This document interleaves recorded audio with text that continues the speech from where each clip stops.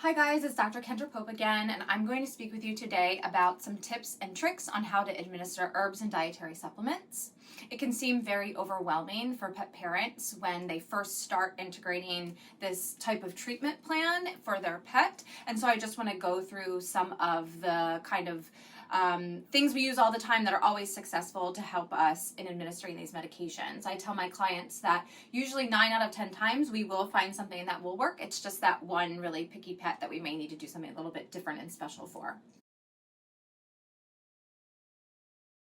So the first thing that I tell my clients is that when we are administering these herbs and supplements, we want them to be in a meal that's separate from their food. So I like to call it a tasty appetizer. So basically what you want to do is you want to make sure that the herbs and supplements are administered separately from their diet. You don't want to deter your pet from their food, especially if they're sick or they're undergoing something like chemotherapy. So it's really ideal to keep them separate so you can really control that they're getting their supplements while also not causing any bad associations or distaste to their regular food. So for the tasty appetizer, there's quite a few different things that we can use, and I'll show you some of my favorites. So one of the easiest ones and most accessible to people is to use a holistic canned dog food. So or cat food, based on which one you need. So there's a lot of different options out there. They're usually very stinky. They're very easy to store. You can keep them in your refrigerator.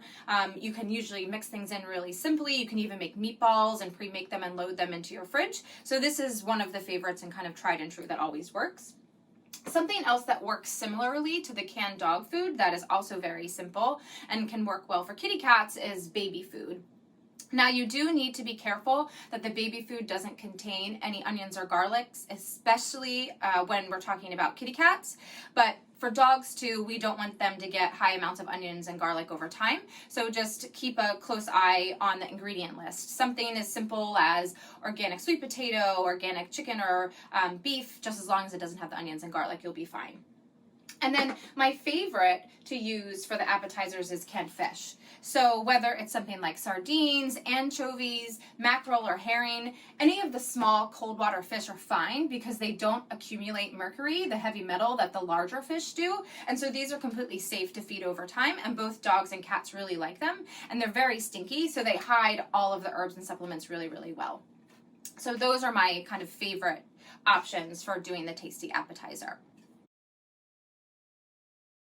So when it comes to liquid medications, which is another form that's very common, it may be something like a vitamin D supplement, it may be an herbal formula or an herbal tincture that myself or your holistic veterinarian has made for you. These can be a little bit more difficult to administer because they usually have a very potent taste, and sometimes the pets don't always like the way that the liquid changes the foods, and you can't always make little meatballs with them. So something that we like to do when it comes to liquid medications is just use dosing syringes. So you can get these from your healthcare provider, and basically all that you do is you remove the plunger, you put your finger on the bottom so that the herbs don't fall out. You add your herbal formula into your dosing syringe, and then you top it off with something like an organic beef or chicken broth. And they may still taste the herbs, but the goal is that they taste the broth just as much, if not more, and then it's kind of a fast and easy way for you to get these medications into your pet. And then lastly, when it comes to using your powdered herbs, sometimes it can be very simple and you're able to mix it right into any of the other things we talked about and they don't even notice it. But sometimes the powdered herbs can be challenging because they will change the texture of the food and the pets will pick up on that. So one of the easiest things to do is to just make your own capsules at that point. So basically what that is you're able to purchase empty gelatin capsules in various sizes. Basically, the two that I have here are 00 or single 0, and the amount that each capsule holds it's usually right on the bag, or you can look online and see exactly if it's a teaspoon or half a teaspoon. But basically what you do is you just take these empty gelatin capsules, you open them up, and you can load them with whatever it is that you want to add. If it's the liquid, you can use those. If it's the powder, you can use that. Now, you might not always be able to pre-make them depending on what herbs you're adding into them, but some things you can. And there's even capsule makers online that you can purchase where you can do a bunch at a time and just save them for use. So this is something that a lot of my clients really, really like to do because it makes life really easy for them. And then the capsule, they either mix it into some of the food or something like an organic peanut butter, or even something like an organic grass-fed hot dog. They just stick it right in there like a homemade pill pocket and then give it to their pet. So that's another really simple way to do it. So I know that it can seem overwhelming at first when you're getting started with a supplement plan, especially if your pet is on somewhere between 4 to 6 supplements like a lot of mine are.